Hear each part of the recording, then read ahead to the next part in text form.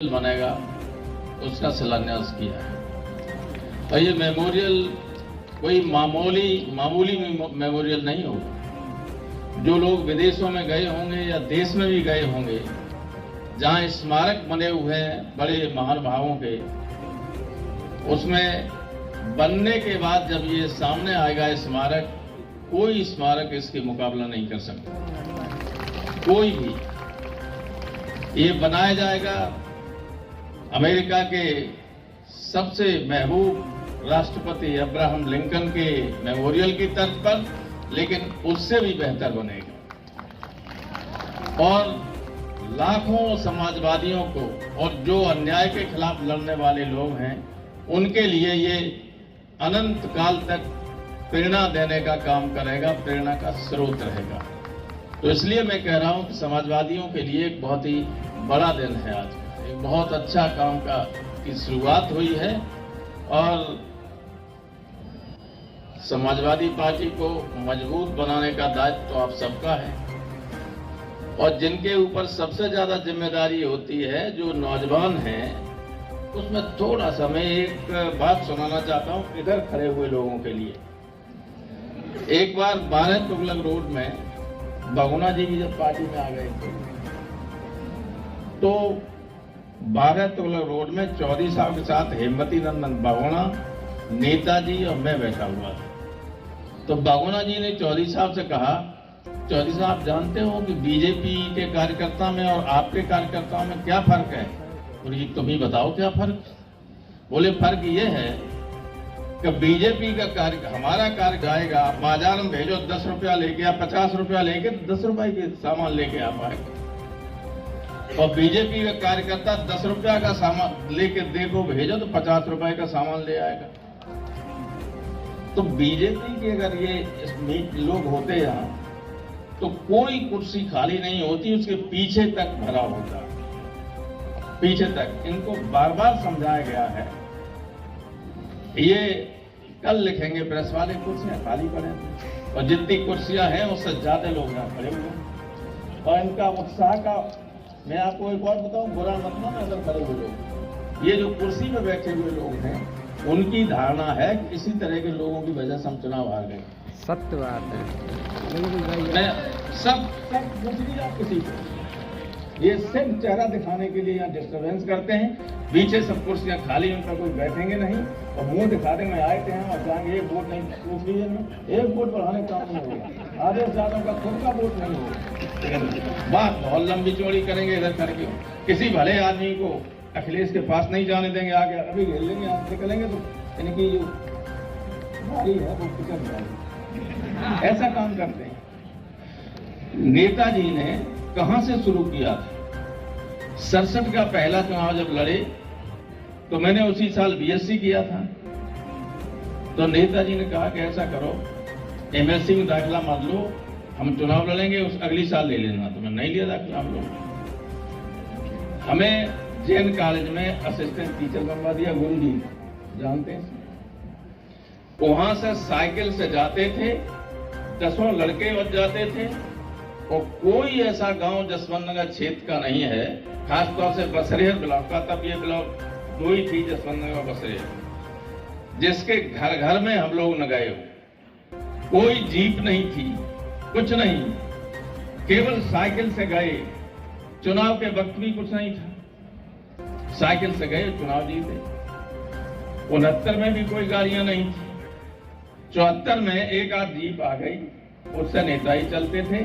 और लोग, कुछ लोग, गांव के लोग ट्रैक्टर से ही चले जाते थे, मोटरसाइकिल से गए बाद में। तो इस यहां से शुरू किया था। कोई अब तो यह है कि अगर 4 पोलिंग का सेक्टर बना दो, उसके लिए गाड़ी चाहिए। आप बताइए, एक गाड़ी से एक सेक्टर को 10 बार आप कवर कर सकते हैं, तब भी घर घर नहीं जाते।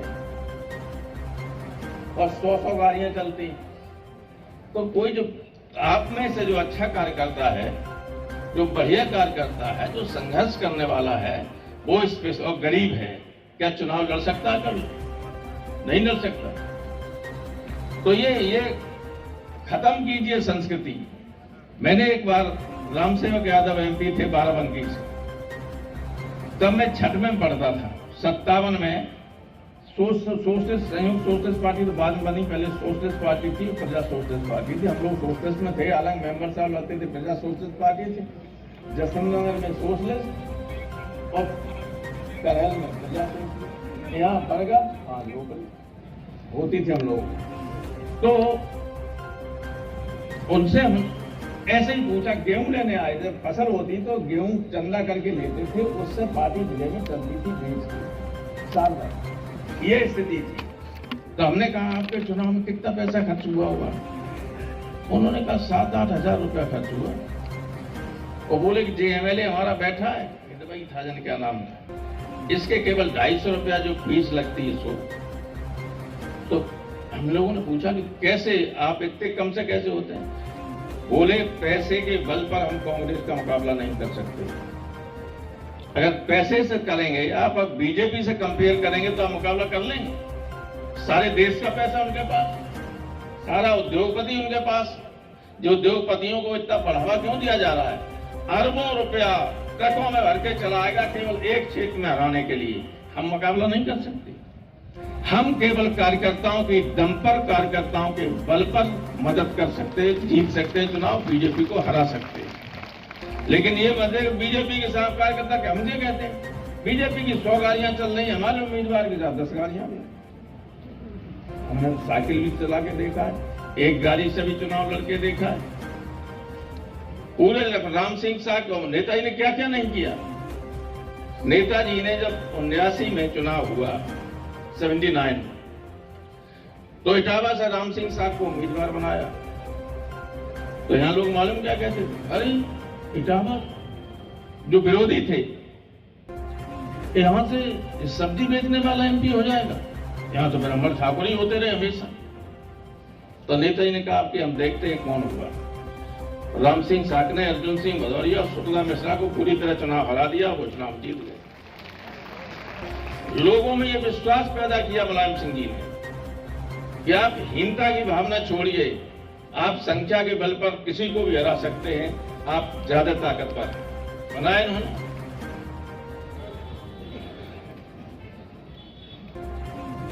फूलन देवी को जेल से निकाल के MP बना दिया 2 बार। अगर हत्या न हो गई होती तो आगे भी MP होती। कोई सोच से अति पिछड़ों की बात करने लगी बीजेपी, सारे अधिकार छीन लिए, सारा रिजर्वेशन खत्म कर दिया, सारी नौकरियां कॉन्ट्रैक्ट बेसिस पर जिसमें कोई रिजर्वेशन नहीं, और रही बची आउटसोर्सिंग से कोई रिजर्वेशन नहीं। अब काय का मंडल रह गया जब नौकरी नहीं, एक भी रिजर्वेशन नहीं। दलित और पिछड़ों के लड़के कुछ IAS IPS और अधिकारी हो जाते थे, वो बनना बंद हो जाए, क्योंकि अब वो सीधे वहां भी करने लगे। सीधे 10 ज्वाइंट सेक्रेटरी पिछले 2 साल में गवर्नमेंट ऑफ इंडिया बनाए हैं। ज्वाइंट सेक्रेटरी यहाँ से जो प्रमुख सचिव जाता है वो बनता है प्रमुख सचिव। इतना सीनियर IAS अफसर, सबसे कठिन जो होती है परीक्षा, उसको पास करके लंबी सर्विस के बाद दिल्ली में इम्पेनलमेंट होता है ज्वाइंट सेक्रेटरी के लिए। लेकिन मोदी जी की सरकार ने 10 ज्वाइंट सेक्रेटरी बना दिए विभिन्न उद्योगपतियों के यहाँ जो काम करते थे क्लर्क लोग, जो बहुत अनुभवी। और उसमें एक भी दलित नहीं, एक भी पिछड़ा नहीं, एक भी माइनॉरिटी का नहीं। इस तरह की सरकार है। तो ये चीजें आपको बतानी पड़ेंगी। खाना मिल जाता है शाम को तो गाय को भी छानी दे जाती है। कोई होता है अधिकार? जिस घर में कोई लड़का नौकरी नहीं करता है उसका घर टूटा फूटा पड़ा रहता है। नेताजी कहते थे कि सिपाही बना दो तो देखिए 2 साल में घर पक्का होगा। लेकिन अब वो भी सब खत्म हो गया। तो ये जो गवर्नमेंट है, नेताजी ने जो काम शुरू किया था उसको आखिर तक ले जाना है। अगर देश की गरीब पिछड़े लोगों की किस्मत को संभालना है तो। जहां तक प्रधानमंत्री की बात कहते हैं, ये मुझसे ज्यादा अंदर की बात कोई जानता नहीं। क्योंकि जिस दिन फैसला होने वाला था प्रधानमंत्री का, सारी रात आंध्र प्रदेश भवन में मीटिंग चली, नेताजी नहीं गए तो मैं ही वहां था। सवेरे 4 बजे सुरजीत साहब ने कहा कि 90% MP मुलायम सिंह के पक्ष में है, फाइनल हो गया है। सुबह नायडू राष्ट्रपति को लिख के दे आएंगे, यूनाइटेड फ्रंट के लीडर मुलायम सिंह यादव होंगे और अगले दिन उनकी शपथ हो जाएगी प्रधानमंत्री। फिर ऐसी पर्दे के पीछे तिकड़म चली कि सुरजीत रूस चले गए। मैंने कहा आप कल चले जाओ, नहीं वो वहां जाना जरूरी है। अब नंदा जी के सामने नहीं बताऊंगा और इसलिए भी नहीं कहूंगा कि हम लोग दुनिया में नहीं है। अगर सुरजीत न गए होते लखनऊ, दिल्ली, मॉस्को, तो नेताजी ही प्रधानमंत्री होते।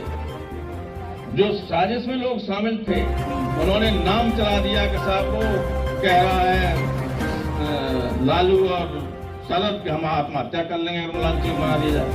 ऐसा कुछ नहीं था, वो तो उन्हें टूल बनाया गया। हम लोग में थे वो जानते थे कि मुलायम सिंह यादव का प्रधानमंत्री बनेंगे तो वो सबसे बड़े नेता होंगे। सबसे बड़े नेता तो उनके न चाहने के बाद भी रहे। किसी का कद मुलायम सिंह के बराबर नहीं था, किसी का।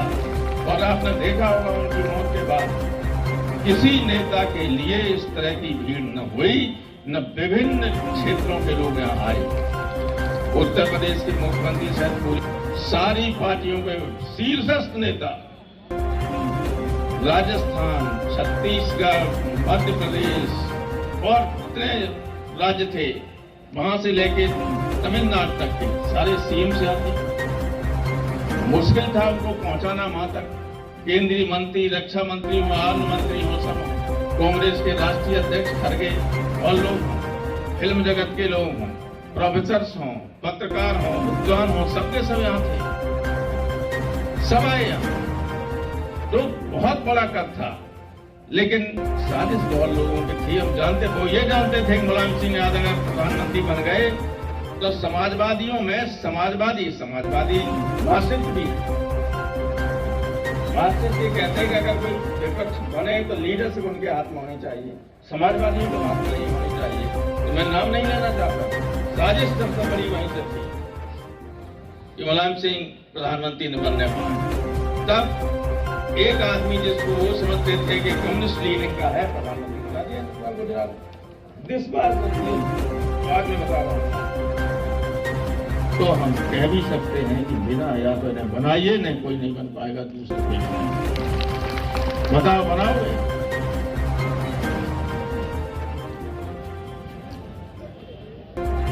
अब मैं, क्योंकि गुरु जी बहुत देर से बैठे हुए हैं और दिक्कत हो रही है उन्हें बैठने में, और बूढ़े आदमियों को सबको दिक्कत हो रही होगी, इसलिए मैं बहुत सारी ऐसी बातें हैं जो नहीं कहना चाहता। एक बार नेताजी ने जब कन्नौज से जब जसवंत नगर से कहा हम नहीं लड़ेंगे तो नेताजी निर्णय अपने मन में ले लेते थे, लेकिन पूछते थे। तो हमसे पूछा जसवंत नगर से कौन लड़े, नहीं शिवपाल लड़े, कौन लड़े? तो पार्टी का अध्यक्ष कहा भाई रामपाल की राय यही है, शिवपाल लड़े, शिवपाल ऐसे ही कन्नौज से जब इस्तीफा दिया नेताजी ने, तो हमसे बोले कि यहाँ से किसी चुनाव लड़ा जाए, उनके अध्यक्ष को लाओ। लोग कहेंगे अपने बेटे को चुनाव लड़ा, मैंने भगवान शंकर के बेटे हैं, गणेश से पूजा होती है, ठीक है।